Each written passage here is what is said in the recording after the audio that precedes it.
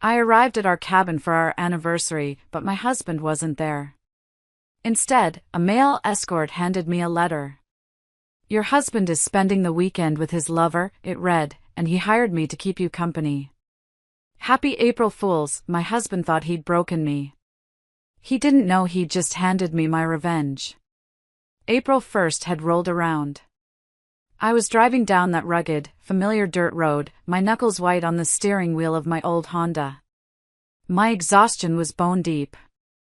I'd just finished a 3-hour drive from my last teaching gig. It was the end of the term, and I'd spent the last 48 hours in a caffeine-fueled haze, grading a mountain of final papers on 19th-century literature. I remember the last paper I graded, some kid's wild theory about Moby Dick. I'd given him a B for sheer creativity. All I wanted was to get to our family cabin, the little A-frame my parents had left me. It was my sanctuary. It was along the route back home to the city, and my husband, Martin, was supposed to meet me there. He was a nurse, and his schedule was always the opposite of mine. But we had planned this weekend for months. It was our anniversary. 7 years. He'd promised to drive up the day before, Thursday, to get the fireplace going, stock the place with groceries and wine. He said he was going to cook for me. All I had to do was show up. The trip had taken longer than I planned. A truck had overturned on the highway, and I'd been stuck in gridlock for an hour, just stewing. By the time I turned onto the cabin road, the sky was already a deep, bruised purple. My new job as a traveling college instructor, piecing together contracts at 3 different community colleges, often kept me away from home. My salary wasn't great, but it was a start. I'd been so eagerly anticipating this weekend, just to be still. Just to be with him. Martin was, well, he was Martin. He was captivating. He was the charming one, the one everyone loved. As a male nurse, he had this blend of strength and compassion that just drew people in. He was handsome, and he knew it. His scrubs, always perfectly pressed, turned heads at the hospital, though he swore he never noticed the attention. I'd first crossed paths with him 7 years earlier, at my best friend Teresa's college graduation. He was her roommate's friend, and the 4 of us ended up at a noisy bar for dinner. He and I just clicked. I was the quiet one, the nerdy academic. He was the life of the party. He spent the whole night focused just on me, making me laugh, making me feel like the only person in the room. Back then, he'd been so charming. Less than a year later, we were married. What truly drew me to him was that magnetic personality. He was warm, approachable, effortlessly sociable. He made me feel seen. Lately, we'd been seriously discussing starting a family. The big conversation. We were looking at houses online, talking about mortgages. My little 2-bedroom condo was fine for us, but not for a baby. We were saving every dime from my salary and his, trying to build up a down payment. We were supposed to be a team. As I navigated the final, twisting stretch of road, I couldn't help but smile when the cabin finally came into view. I'd been imagining this moment all day. I'd walk in, the fire would be roaring, he'd hand me a glass of wine, and I could finally just collapse. But something was wrong. I pulled up, the crunch of gravel under my tires the only sound. Martin's sensible gray sedan was nowhere to be seen. The cabin was dark. Not just evening dark, but cold, empty dark. I thought about calling him, but my phone had lost service 10 miles back, like it always did. With a sigh, I parked the car, grabbed my heavy overnight bag, and walked up to the front door. It was locked. Of course it was. But I knew exactly where we kept the spare key, under the chipped gnome statue by the porch steps. I fished it out, my fingers cold. The lock clicked, and I pushed the door open. Martin? The air that hit me was cold. Stale. It smelled like dust and pine cleaner, not wood smoke and cooking. I flicked on the light. Nothing. No overnight bag by the door. No boots kicked off on the mat. No jacket thrown over the chair. Martin? I called again, louder this time. I walked into the kitchen, my heart starting to thud in a way I didn't like. I opened the fridge. It was completely, utterly empty. No food. No drinks. Not even the bottle of wine he'd promised. I walked into the small bedroom. The bed was perfectly made, the quilt tucked in tight, just as I'd left it 2 months ago. His suitcase wasn't there. His toiletries weren't in the bathroom. My first thought was panic. A cold, sharp fear. Was he in an accident? Did something happen on the drive up? Did his car break down? I ran back to my car, slammed the door, and turned the key just to see if my phone could get a single bar of service. Nothing. No service. It was too late to safely drive back down the twisting, dark roads. I turned off the car, my mind racing. I figured I'd wait. Maybe I'd mixed up his arrival time. Maybe he got called into the hospital. I sat there in the dark, in my cold car, for a long time. 10 minutes. 20. The silence of the woods pressed in. I was getting really, truly scared. I was about to risk the drive back to town to find a payphone when my phone, still in my hand, lit up. Not with a call. The lock screen just came on. And I saw the date. Friday, April 1st. Damn it, Martin, I muttered, the words fogging up the windshield. My panic instantly curdled into pure, hot annoyance. April Fool's Day. Of course. Every year, he tried to outdo himself with pranks. He was relentless. One year, he'd replaced the sugar with salt right before I made my morning coffee. I'd sputtered and spit it all over the kitchen. He'd laughed for a week. Another time, he'd hidden little plastic spiders in all my dresser drawers. He thought it was hilarious when I screamed. This was elaborate, even for him. Making me drive 3 hours, worried sick, to an empty cabin. He was probably hiding somewhere nearby, in the woods, filming me on his phone, ready to jump out and yell April Fools. All right, Martin, very funny. I yelled, getting out of the car and slamming the door. You win. The prank is great. Now, can we please just start our weekend? Silence. The wind just whispered through the pines. Now I was just irritated. I was tired, I was hungry, I was cold, and I was in no mood for this. If this was his idea of a joke, he'd taken it way too far. I debated leaving. Just driving home and letting him sit here alone in the dark, wondering where I was. But my own exhaustion, the thought of that 3-hour drive back, it stopped me. Fine. I yelled at the empty woods. I'm going to bed. This is the worst prank ever, just so you know. I grabbed my bag, stomped back to the door, and fumbled with the key again.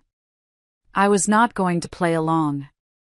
I was going to go inside, put on my pajamas, get into that cold bed, and read my book.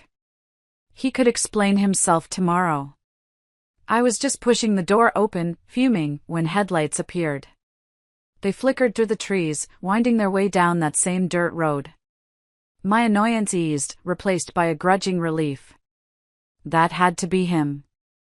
He'd seen me going inside, realized I wasn't playing his stupid game, and was finally giving up the prank. I stood on the porch, crossing my arms, waiting for him to pull up so I could give him a piece of my mind. But as the car drew closer, I realized it wasn't Martin's sensible gray sedan. It was a black Mustang, sleek and low to the ground. An expensive car. My brow furrowed. Did he seriously go this far for a prank? Rent a muscle car? The car rolled to a stop a few feet from me, its engine rumbling, a deep, powerful sound. It idled there for a moment. Then, the driver's window slid down with a quiet whir. A man leaned out. He couldn't have been more than 24, 25. And he was beautiful. Like, distractingly handsome, with dark, wavy hair and eyes that seemed to look right through me, even in the glare of his own headlights. This was definitely not one of Martin's friends from the hospital. "Are you Caroline Miller?" he asked. His voice was smooth, self-assured. I crossed my arms, my annoyance flooding back, now mixed with confusion. This was the most ridiculous prank. "Who's asking? Is Martin paying you for this? The joke's over, okay? It stopped being funny an hour ago. You can tell him." The man didn't smile. He just looked at me, his expression almost bored. "I'm serious," he said. "My name is Shane. I was hired to deliver this and make sure you read it." He put the car in park, the engine noise cutting off, leaving us in a sudden, ringing silence. He got out. He was tall, wearing a nice leather jacket that probably cost more than my last paycheck, and he smelled faintly of expensive, spicy cologne. He was holding a sealed, cream-colored envelope. I looked down. My name, Caroline, was written on the front in Martin's perfect, meticulous, left-handed script. My irritation vanished. It was replaced by a cold, prickling dread that started in my stomach and spread to my fingertips. This wasn't a prank. This was real. My hands were shaking as I took the envelope. It felt heavy. Thick paper. Expensive. I tore open the seal, my fingernail catching on the paper. I pulled out the letter, a single folded sheet, and unfolded it. "Caroline, my love," it began. I let out a small breath. Okay. Maybe it was okay. Maybe this was just the clue to the prank. "See? It's..." I looked up at the man, Shane, a confused smile on my face. He just shook his head. "Keep reading." I looked back down. "First and foremost, I need you to know that I love you now more than ever. Our marriage has always been something I cherished. I never once wanted to be with anyone else. I've had my share of admirers, you know that, but none ever tempted me. Until recently." My blood ran cold. My hands were shaking so hard I could barely read the words. Thankfully, nothing happened, until it did. "There's a new doctor at the university hospital, Dr. Miles." Dr. Miles. I knew that name. At least, I knew of him. The new hotshot surgeon, the one Martin had been mentioning for weeks. The one he was so impressed by. "He's brilliant, Caroline," he'd said. "Just brilliant. I've been developing a crush," the letter continued. "It's nothing like love, just pure, maddening attraction." I realized the only way to clear my head was to confront it. He's a man, as you know. I've been confused about these feelings. I thought they were just admiration. But they're more. And that's why I left town with him today. We'll spend the weekend together, just us. We'll get this foolishness out of my system, and I'll come home Sunday evening, refreshed and ready to move on. Ready to be the husband you deserve. My knees felt weak. I had to lean against my car to stay upright. A man. He was cheating on me, with a man. The man he told me was brilliant. All those late nights at the hospital he said were mandatory overtime, was he with him? I must have made some kind of sound, a small, choked gasp. "You okay?" Shane asked, his voice flat. I just shook my head, my eyes glued to the page. "Happy April Fools" was scrawled at the bottom, like a sick joke. But the words above it, they weren't a joke. This was his confession, wrapped in the cowardly, disgusting disguise of a prank. And then I saw the postscript. The part that made my stomach churn and the blood rush to my head. P.S. To keep things fair and prevent you from feeling abandoned or tempted to stray, I hired Shane, an elite, no-strings-attached companion, to offer you the same experience I'm having. I couldn't bring myself to let him stay in our bed at home, so I chose the cabin. I'll be back by 6 p.m. Sunday. We'll never speak of it again. I love you, and only you. Always. My vision blurred. I looked up from the letter, this piece of trash in my hand, and looked at the beautiful man standing in front of me. Shane. He was an escort. A prostitute. My husband of 7 years, the man I was trying to have a baby with, had hired me an escort. He was just watching me, his face unreadable in the porch light. You got a pen? He asked casually, as if he'd just delivered a pizza. I looked at him, my mind a total blank. Yeah, I managed to say. But I'm not signing anything. Not for me, he replied. You're supposed to confirm you got the letter. For his records. For his records. Like this was a business transaction. I felt a surge of pure, cold rage, so strong it momentarily stopped the shaking. Without missing a beat, I pulled a pen from my briefcase in the car. I flipped the letter over and scribbled on the back, my pen digging into the thick paper. Delivered by Shane. Hired by Martin Miller. Offer declined. I shoved it back at him. His faint smile faltered. He looked at the paper, then at me. You sure? You're turning down quite the opportunity. He gestured to himself, a slow, theatrical spin. He paid a lot for this. I barely glanced up. I'm sure. Drive safe. The roads get tricky at night. I paused, then added, and don't tell my husband I said no. He might want his money back. The man actually laughed. A short, sharp sound. Fair enough. But are you really certain? You seem like a decent person. I could make this worth your while. Thanks, but no, I replied, my gaze drifting to the darkening horizon. I just wanted him to leave. I wanted to be alone. I wanted to crawl into a hole and die. I've got enough on my mind already. He sighed, pulled a pen from his own jacket, and signed the letter himself. Okay. He started to walk back to his car, then paused. Look, mind if I crash here tonight? Just on the couch? Driving back on that dark road right now, it freaks me out. And I've been driving all day. I should have said no. I should have told him to get lost, that it wasn't my problem. But the truth was, I was terrified. The thought of being alone in that cabin, knowing what I now knew, knowing my entire life had just exploded. I couldn't bear it. Having another human being nearby, even this escort, felt safer than being alone. All right, I said, my voice flat. I looked at his license, which he was still holding. David Davis.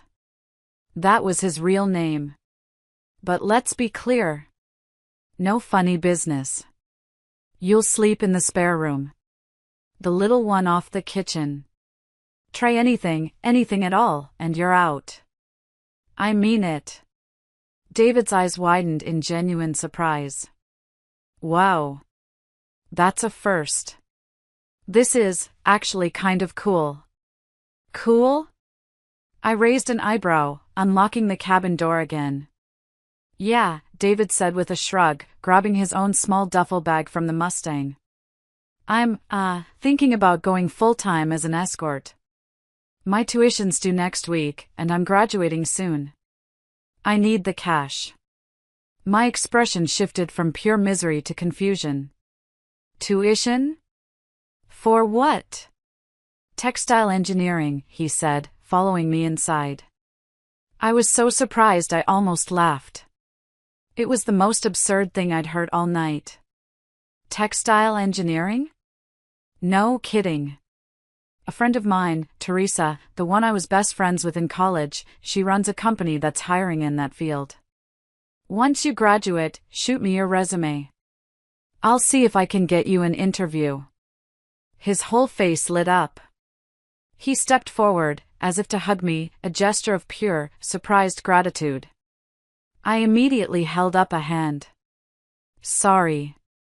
No contact. Spare room is down the hall to the left. Bathroom's at the end. Don't touch anything else. We went inside. The silence in the cabin was deafening. I just stood in the middle of the living room, still holding my bag, the letter crumpled in my fist. I didn't know what to do. Should I cry? Should I scream? Should I start breaking things? David disappeared for a moment and came back holding 3 canvas grocery bags.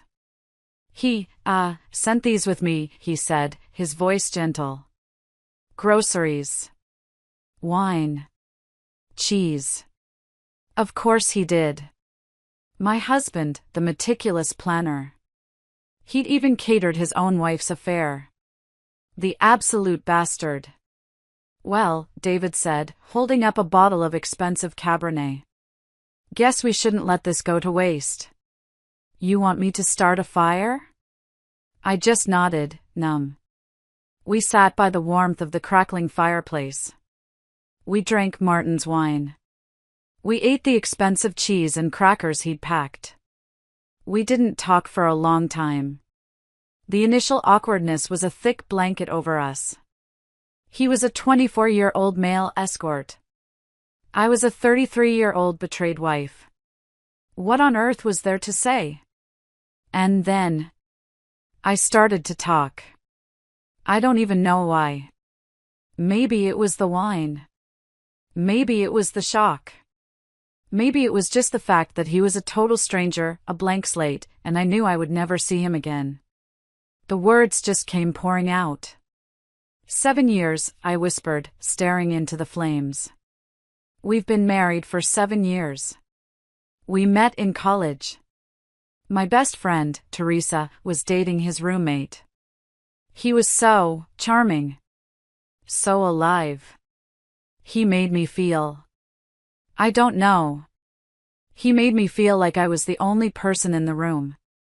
David just listened. He didn't nod, he didn't say I'm sorry. He just sat there, on the other end of the couch, watching me, his expression unreadable.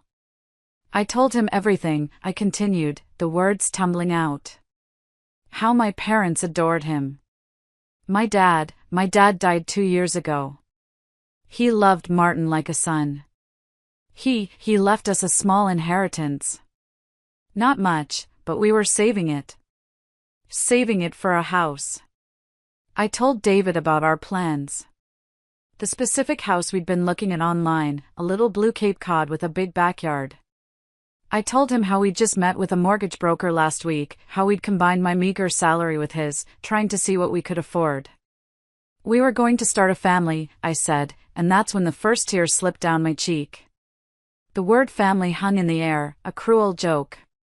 We had an appointment. At the fertility clinic. Next month. I don't understand. The tears finally came then. Not a few polite drops. I was sobbing. The ugly, gasping, snotty kind of sobs that steal your breath and make your whole body ache. I was humiliated, breaking down in front of this stranger. This escort. I buried my face in my hands, my shoulders shaking. David didn't move. He didn't touch me. He didn't pat my back or say it's going to be okay. He just sat there, patiently, letting me fall apart. After a minute, he quietly got up, went to the bathroom, and came back with the box of tissues. He didn't hand it to me. He just slid it across the coffee table, so it was in my reach.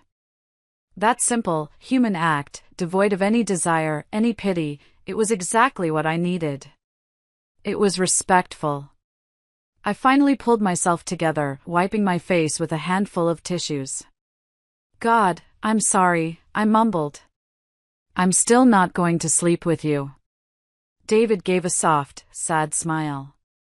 I figured. That's what I respect about you. He took a sip of wine. Now, can I tell you my story? Of course, I nodded, my voice rough. We've got nothing but time. Leaning back, David watched the fire flicker as he began. I grew up in a tiny mountain town in Kentucky. My dad, he left before I was born. My mom, she has MS, multiple sclerosis. The medical bills.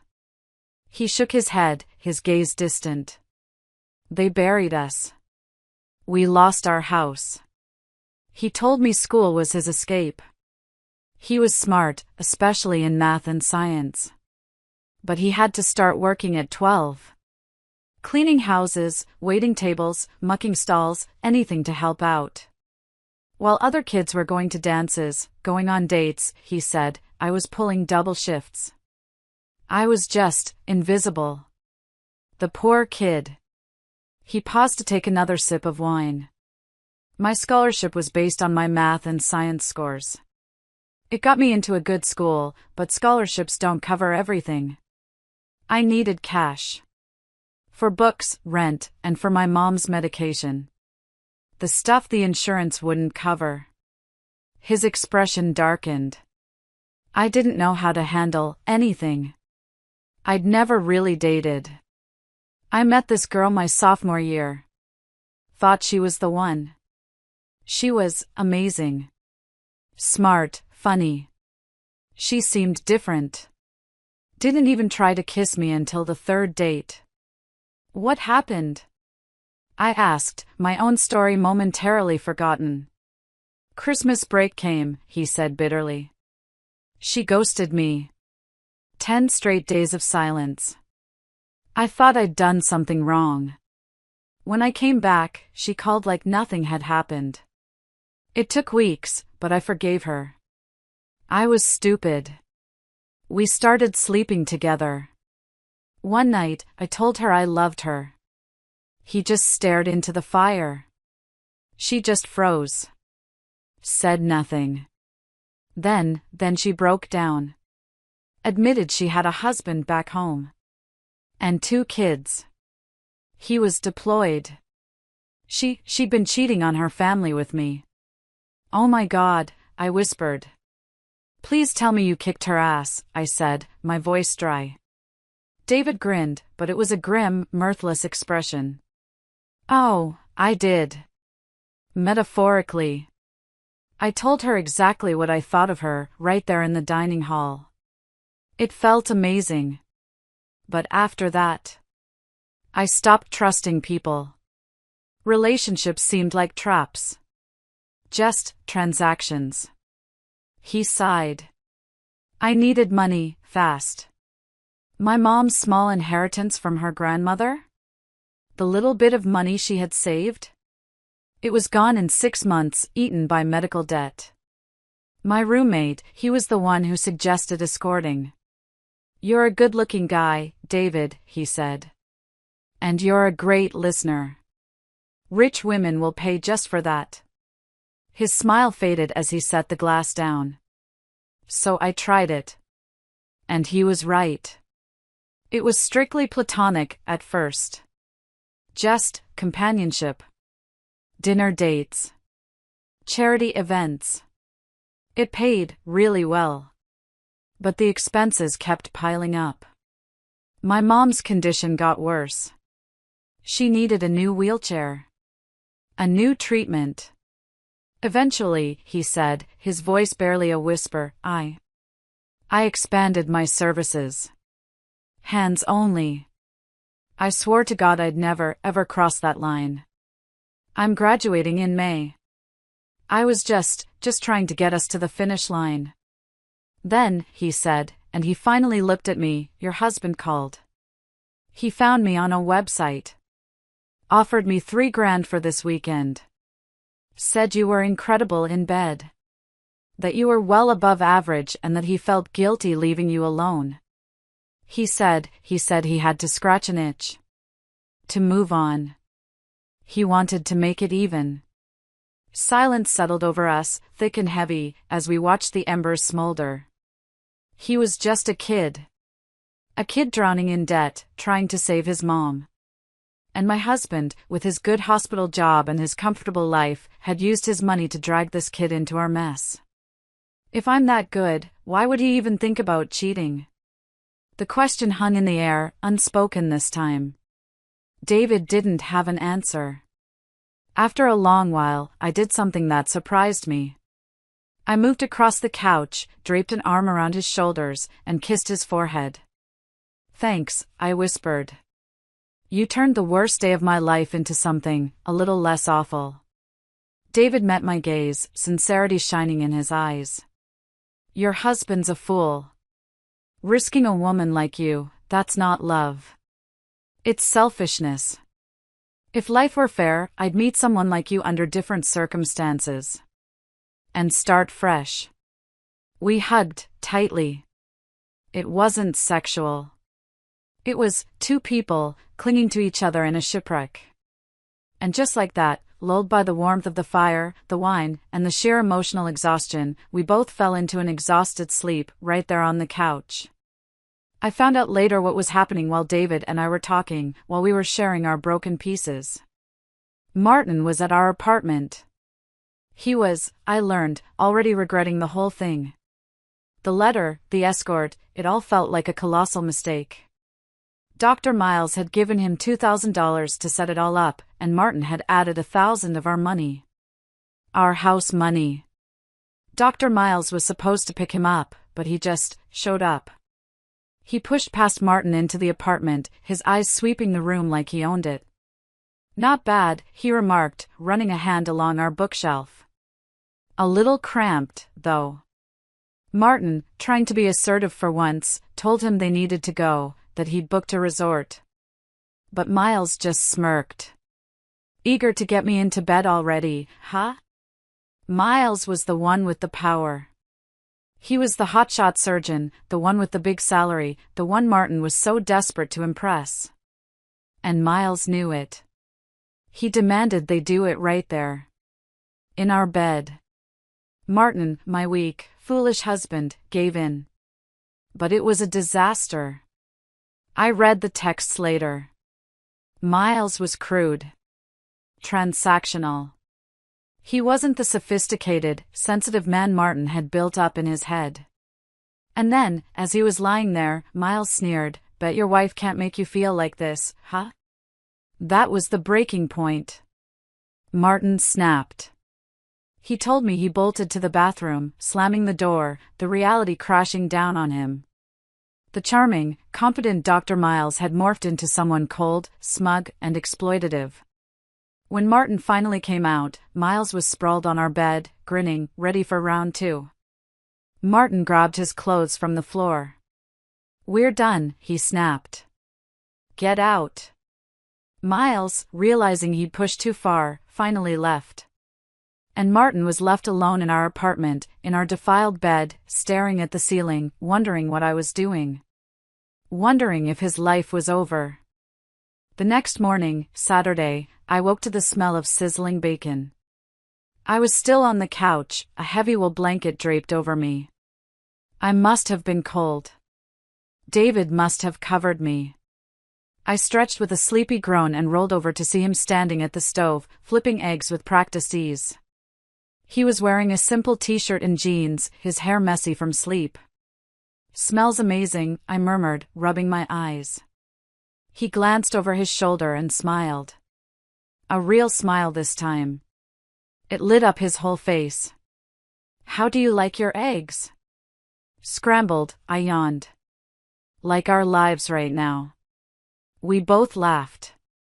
It was a real laugh.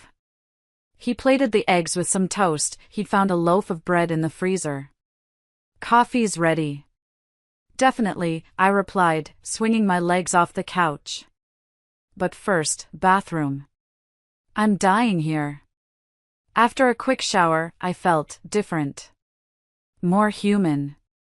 I brushed my teeth, took my hair out of its tight, angry bun, and let it fall around my shoulders. I looked at myself in the mirror. My eyes were puffy from crying, but there was something else there, too. A hardness I hadn't seen before. I put on a clean pair of jeans and a sweater. When I came back out, David was sitting at the little kitchen table. "Now that's an improvement," he said with a warm smile. "Really?" I teased, pouring myself a mug of coffee. Wasn't I at least a little tempting before? In my 3-day-old grading outfit? "Oh, absolutely," he admitted, his voice dropping. "I'd have to be 6 feet under not to feel something." "But..." He hesitated. "I'm not interested in Shane. Shane is a product. I want to know David." My playful expression softened. "Caroline Miller. Do you always know exactly what to say?" "Only when it's the truth," he said. We sat down to eat. The bacon was perfect. It was the first real food I'd had in, I don't know. It tasted like hope. Afterward, as we cleared the table, the reality of the situation came back. David reached for his suitcase. "I guess this is goodbye," he said softly. I stepped in front of the door, crossing my arms. "My husband paid for you to stay the whole weekend. $3,000, you said. How about you actually stick around?" David frowned, confused. "But you already said no. Too, you know." "Yeah," I nodded, my tone firm. "And I meant it. But I'm not about to sit here alone, staring at the walls, waiting for my life to officially end." "He paid for your time. I'd rather spend the weekend with someone worth my time. Someone who's honest." He hesitated. "I can't sleep with you, Caroline." I meant what I said. If I did, I'd be no better than him. I gave a small shrug. "Who said anything about sleeping together? Let's just talk. There's a stash of board games and playing cards in that closet. We can go for a hike. The weather's nice. Maybe even, I don't know, go for a swim. Unless you forgot to pack a swimsuit." Grinning, David shrugged. "Didn't bring one. But you said no. Watching and teasing isn't the same, right? Especially if you're really thinking about leaving him." I nodded. A cold, hard knot of certainty was forming in my stomach. "Agreed, Mr. Davis." "Ms. Miller," he teased back. "Please. Call me David." "Okay, David," I said. "And you can call me Caroline. Shane is gone." "Deal," he said, his smile bright. "Chantel. I mean, Shane is gone. Don't call me that again." We spent the rest of that Saturday just being. It was surreal. We played a vicious game of Scrabble. He beat me with the word quartz. We went for a long hike up the trail behind the cabin. We talked about everything and nothing. Favorite movies. Books we hated. He told me about his engineering projects. I told him about my students. We didn't talk about Martin. We didn't talk about his mom. We just existed. The laughter was easy, echoing across the woods as the weight of the weekend momentarily lifted. By the time we returned to the cabin, flushed and sweaty from the walk, it was late afternoon. I looked at the lake, glittering in the sunlight. Then I looked at David. "Feel like swimming in your underwear?" His smile widened. "Absolutely." This time, I didn't need him to tell me to turn around. We both turned our backs, a gesture of respect. We stripped down to our underwear. I had on my sensible cotton bra and panties. He had on a pair of simple black boxer briefs. "Think you can catch me?" I teased, splashing into the shallow water. "Holy hell, it's freezing," he squealed as the water hit his thighs, his voice going up an octave. "Too late to back out now," I called, laughing, and I lunged toward him. He spun just as I tackled him into the lake. We both hit the water with a loud, ridiculous splash. We resurfaced, sputtering and laughing, water dripping from our faces. He was watching me, his dark eyes shining in the sunlight. "You're not what I expected, Caroline Miller," he said, his voice soft. "Neither are you, David Davis," I whispered. He swam closer. The laughter faded. The air between us was charged. I could feel the cold water, but I could also feel the heat coming off his skin. And then he kissed me. It was fierce, and raw, and undeniable. It wasn't romantic. It was human. It was all the anger at Martin, all the betrayal, all the loneliness of the last 24 hours pouring out. It was a kiss that said, "I'm alive." The lake's chill vanished as our bodies pressed together. And I kissed him back. I grabbed his shoulders and pulled him closer. In that moment, Martin didn't exist. Dr. Miles didn't exist. There was just the cold water and David's mouth on mine, and it was the most real thing I had felt in 7 years. We broke apart, both of us breathless. We didn't talk about it. We just swam back to the shore, got out quickly, and wrapped ourselves in the towels we'd brought down. We walked back to the cabin in silence. We slept in our separate rooms that night. The spare room for him, the master bedroom for me. But everything had changed. The line had been crossed. The next morning, Sunday, the mood was different. We were quiet as we packed our bags. Reality was creeping back in. We were two strangers who had shared something intense. Now what? "Martin's not supposed to be back until this afternoon," I said, my voice hard, unfamiliar even to me. "Once he's back, I'm going to my apartment. It's my apartment, too. I'm not just going to let him have it." "You shouldn't go alone," David said, zipping his duffel bag. He looked at me, his face serious. "He's unpredictable. And he's a coward. Cowards are dangerous." "I know." I looked at him. This kid, this escort, who had been more of a man in 2 days than my husband had been in 7 years. I could use a hand. Just moving some things. I don't want to be around when this whole mess blows up. I want to be gone before he gets there. David nodded slowly. "I'm not letting you go back there alone. Let's go." We tossed our bags into the trunk of my old Honda. We left his Mustang there. I'd figure that out later. We headed down the winding forest road. The crisp morning air flowed through the open windows. On the drive back, I wasn't Caroline the victim. I was a woman with a plan. The silence in the car wasn't awkward this time. It was a planning silence. As soon as we got a bar of service, my phone buzzed with a dozen missed calls and texts from Martin. All from last night. "Caroline, where are you?" "Baby, I'm so sorry, it was a mistake. Please call me." I ignored them. My first call was to my bank. "Yes, I need to report my joint credit card stolen. Card number, yes. And I need to freeze all activity on my joint checking account, number 4-5-6-7. Yes, a total freeze. Effective immediately." David just drove, listening, a small, grim smile on his face. My second call was to my lawyer. I'd used her a few years ago to draft my will after my dad passed.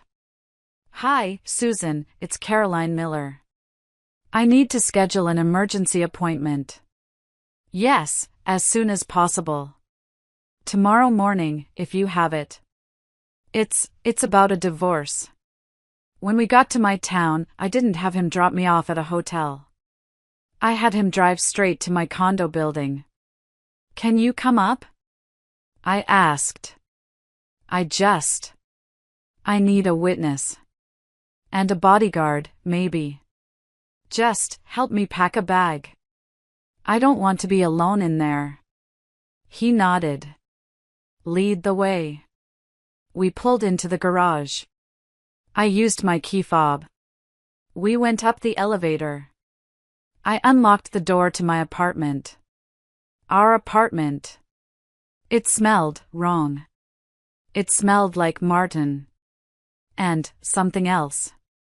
A faint, musky cologne that wasn't his. Dr. Miles. Bile rose in my throat. I walked into the living room. And his eyes, David's eyes, landed on the framed wedding photo above the fireplace. Me and Martin, grinning on our wedding day, 7 years ago. A radiant bride and a groom who looked like he'd won the lottery. Why would he risk this? David murmured, more to himself than to me. For what? I went into my office. I started printing bank statements. Mortgage documents. Anything with my name and his on it. I was unraveling the financial ties that bound us. And then I came out, holding a stack of papers. He wanted me to have an experience, I said, my voice shaking with a cold, pure rage I had never felt before. I think he should know I did. David looked at me, confused. He wanted to defile our marriage, I said. Our bed. With him. He wanted to make it even. Fine. I looked at the unmade bed, the sheets all crumpled from them. I wanted to burn them. Caroline, what are you? I pointed to Martin's closet. The man was meticulous about his clothes. Find something fitting, I said, my voice like ice. Something he loves. David looked at me, and in his eyes, I saw he understood completely. He wasn't a kid anymore. He was my ally. He walked to Martin's closet and pulled out Martin's expensive silk pajamas. The ones he only wore on special occasions. The ones he'd worn on our honeymoon. Perfect, I whispered. We went into the bedroom. I couldn't touch those sheets. I grabbed them with the tips of my fingers, balled them up, and threw them in the hallway. I would burn them later. We put on a fresh set of linens. Clean, white sheets. And then, we staged a scene. We didn't sleep together.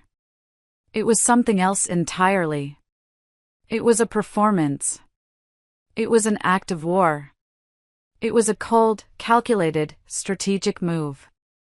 We messed up the clean sheets. We opened a bottle of wine from the fridge, my wine, and left it, half empty, on the nightstand with 2 glasses. And we left evidence. I don't need to be graphic. We were creative. We left a literal, symbolic, unmistakable reminder of what he had sacrificed. It was cold, and it felt right. Afterward, as if in a trance, we stripped the bed again. We balled up the evidence, the clean white sheets, his silk pajamas, and tossed them on the floor in a heap. Then, I moved through the house like a woman with a purpose. Every framed photo of us. I smashed the glass and threw them in a trash bag. The wedding album, tossed without hesitation. In the nightstand drawer, I found the diamond engagement ring he'd given me. It had been his grandmother's. I slipped it into my pocket. It was a family heirloom, and his family wasn't getting it back. But my own wedding band, that I left behind. Right on the nightstand, in the center, where he couldn't miss it. No note. No explanation. Just silence. I packed a bag. My toiletries. My work clothes. My passport. The key to our safe deposit box, where my grandmother's inheritance jewelry was. David helped me carry it all down to the car. He was silent. He just helped. He drove me to a nice hotel across town. The kind with a kitchenette. Are you going to be okay, Caroline? He asked, as he set my bag down inside the sterile, anonymous room. I looked at him, this strange, beautiful man who had become my unlikely co-conspirator. I'm just getting started, I told him. I can picture it. I've played the scene in my head 1,000 times since then. Martin gets home Sunday evening, probably around 7. He's whistling. He's nervous, ready to lie, ready to apologize and spin his story about how Dr. Miles was confused and how he was the victim. He heads straight for the laundry room, stripping off his clothes, determined to erase every trace of his mistake before I get home. In his single-minded focus, he misses the telltale signs: my travel bag gone from the hallway closet, my favorite mug not in the drying rack, my toothbrush missing from the bathroom. Only when he goes into the bedroom to change does reality crash down. He reaches for his watch on the nightstand. And there, where his own watch usually sits, is my wedding band. Neatly placed. Deliberate. Like a final word spoken without sound. His heart stops.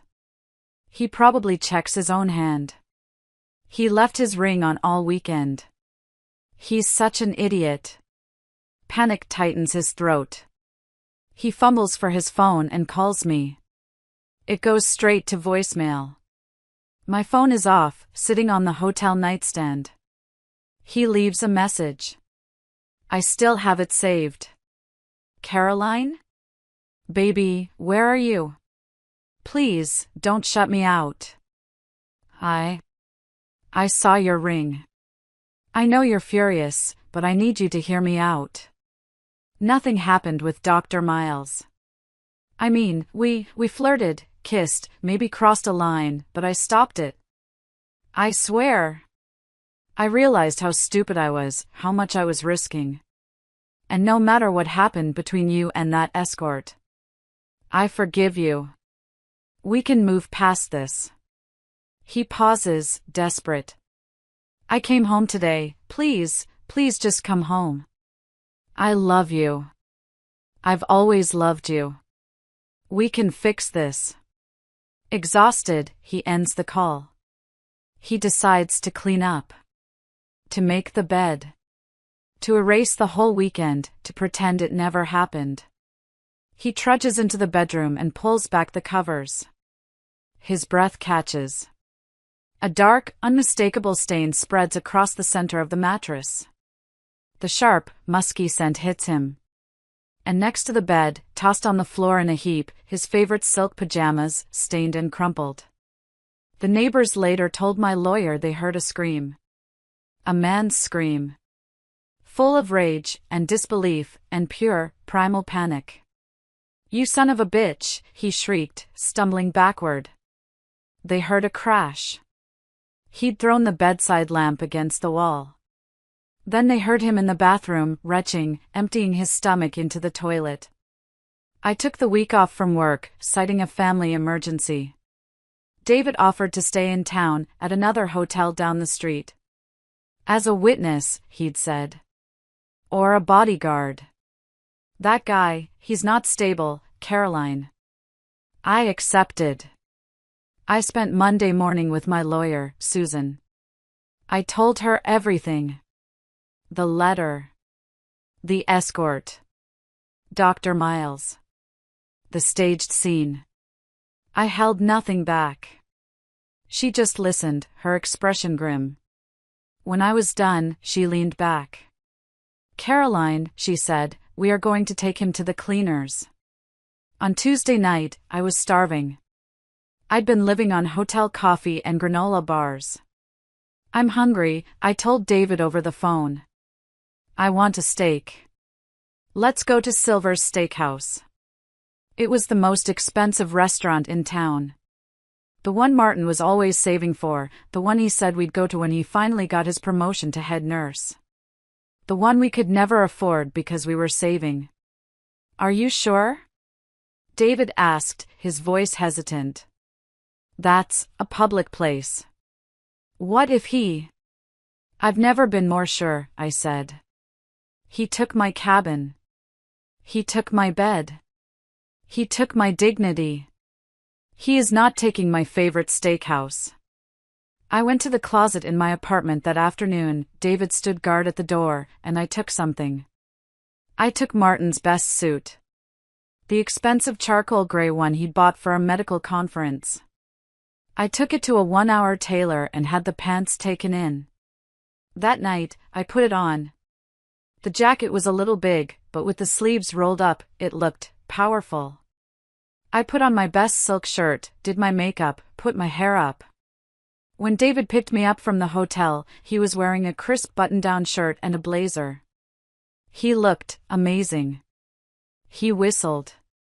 "Wow, Caroline. That's his suit, isn't it?" "It is," I said, grabbing my purse. "Let's go." We looked like a power couple. We walked into Silver's. The hostess, a young woman who didn't recognize me, led us to a prime table in the middle of the room. I felt alive. I felt dangerous. And as we sat down, I saw him. Dennis. Martin's work best friend. One of his poker night buddies. He was at the bar with a few other hospital staff, all of them in their scrubs, having an after-shift drink. His eyes went wide. He saw me. He saw the suit. He saw David, this handsome, young, powerful-looking man I was with. He saw us laughing as I ordered the most expensive bottle of wine on the menu. He fumbled for his phone, his fingers flying across the screen. "Showtime," I murmured to David, taking a sip of my water. "Are you ready for this?" he asked, his hand covering mine on the table for just a second. "I was born ready," I said. We were just ordering our appetizers, the shrimp cocktail and the calamari, when the restaurant doors flew open with a crash. It was Martin. His face was a blotchy, purple mask of rage. He hadn't shaved. He was still wearing the clothes from yesterday. He'd clearly been drinking. "Caroline," he screamed. The entire restaurant fell silent.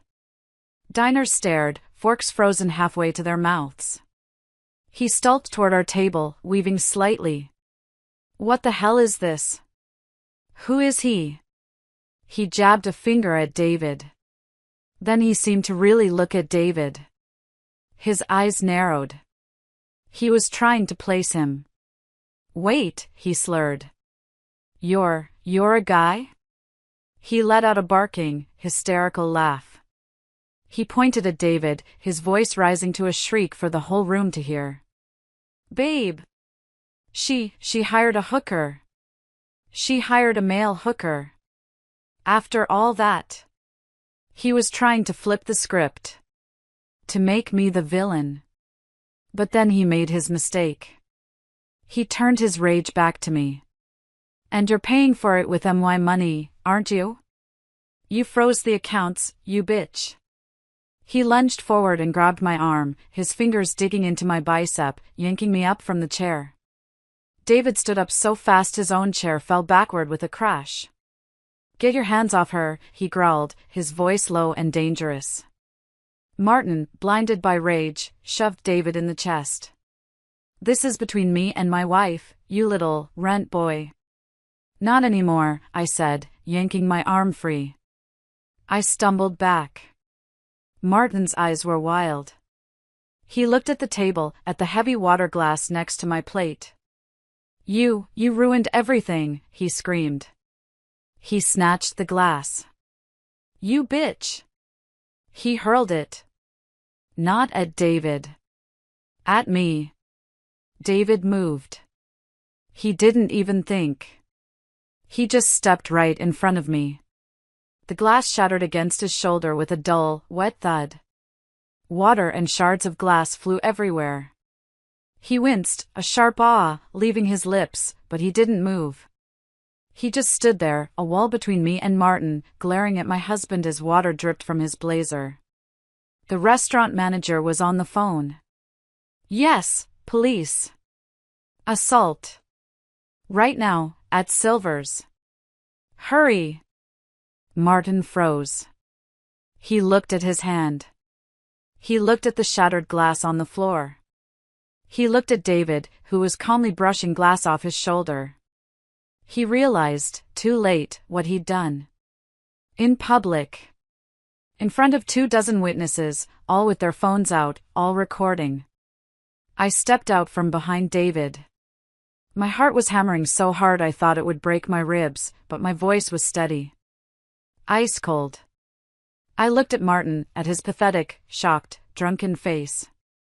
You have until tomorrow night to get your things out of my apartment, I said, my voice carrying in the dead silent room. I've already called a lawyer. We're done.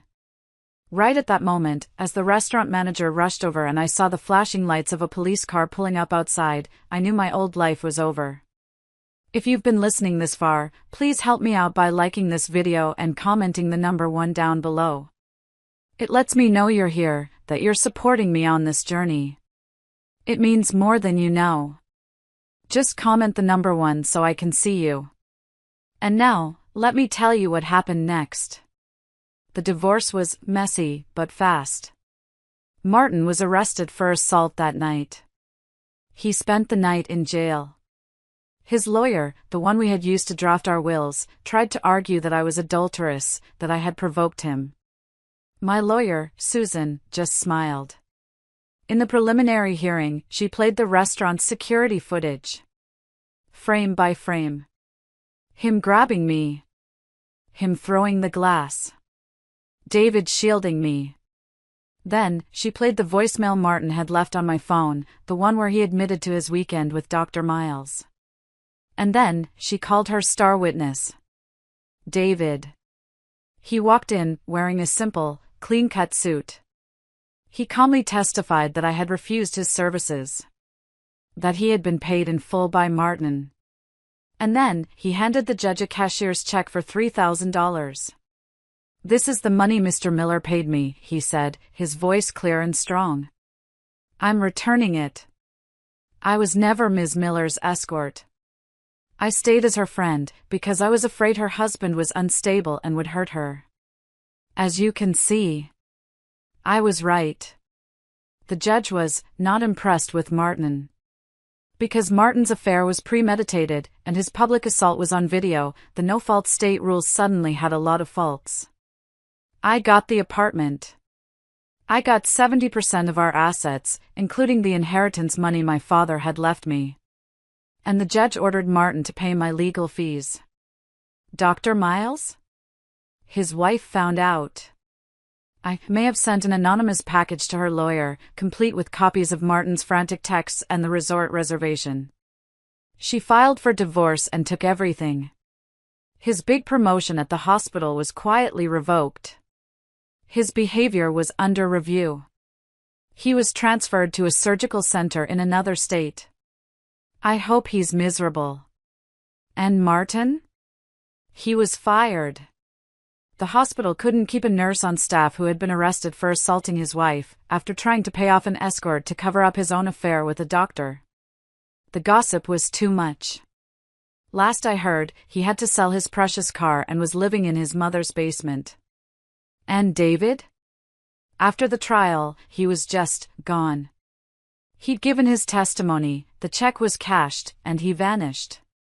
He'd given me his new number, a burner phone, but I was so busy rebuilding my life, putting the pieces of myself back together, I never called. I tucked the number into an old copy of Wuthering Heights and I tried to move on. The next few years were quiet. I poured everything into my work. I wasn't just a traveling instructor anymore. I got a full-time, tenure-track position. I got that promotion I'd been working so hard for. For years later, I became the youngest department head in the college's history. I bought out Martin's share of the condo. I repainted the walls. I threw out all the old furniture. I made it my home. I dated a little, here and there. A nice history professor. A kind architect. But no one stuck. I was happy, though. I was content. I had my work, I had my friends. I had my life back. I even started a college fund for my niece, Teresa's daughter. Life was good. Then, 5 years after the divorce, it was a rainy Thursday night. I was home, grading midterms, a glass of wine on my desk. A real sense of déjà vu. I heard a knock on my door. I figured it was the pizza I'd ordered. I padded to the door, peering through the peephole. I didn't recognize the man. He was older, wearing a proper suit, his hair cut short. He looked professional. And he was holding a massive bouquet of pink roses. I opened the door, leaving the chain on. "Can I help you?" The man looked up from under the umbrella. And my heart, it just stopped. It was David. He wasn't a kid anymore. He was a man. He was 30. The 5 years had been good to him. He looked successful, confident, healthy. "Caroline," he whispered. I fumbled with the chain, my hands shaking. "David? Oh my God. What? How?" He smiled, that same soft smile I remembered from the cabin. The one that had made me feel safe. "Evening, ma'am. My name's David, and I've been hoping to meet you for quite some time." I undid the chain and let him in. I was speechless. He just stood in my living room, my new living room, looking around. "You redecorated," he said. Yeah. 5 years ago." I couldn't stop staring. "What are you doing here? How did you find me?" He explained. He'd used the witness fee, the money I'd insisted he take after the trial, to pay off the last of his mother's medical debt. He'd graduated. With honors. He'd gotten that degree in textile engineering. He had a real career now. A good one. He was a senior designer at a big firm. I hired a private investigator, he admitted, a dark blush creeping up his neck. "About a year ago. Not to stalk you. I swear. Just to make sure you were okay. To know you were safe. That Martin never bothered you again. I needed to know." He looked at me, his eyes full of an emotion I couldn't name. "I told myself I wouldn't come near you. Not until I was someone who wasn't Shane. Someone who deserved to be in the same room as you. Someone who wasn't a mess." "David," I whispered, my eyes filling with tears. He stepped closer, extending the bouquet. "I never forgot you, Caroline. Not for one day." He took a deep breath. "I talked to my mom. I told her all about you. About what you meant to me then, and what you mean to me now. I'm not that kid anymore." He took my hand. It was warm and strong. "And if you'll have me, if you're willing to try. I'm not letting you go this time. I want to do this the right way." I looked at this man. The man who had seen me at my absolute worst, broken and sobbing on a cabin floor. The man who had been my protector, my ally, my secret keeper. The man who had waited 5 years to become someone he thought I deserved. And for the first time in 5 years, I cried. But this time, they were happy tears. "Yes," I whispered, smiling through the tears. "My answer is yes. Thank you for listening to my story. It's still hard to talk about sometimes, but sharing it helps. If you've been through anything like this, or just want to show your support, please share your thoughts in the comments. And if you liked this story, a like and a subscribe would mean the world to me. It lets me know I'm not alone in this.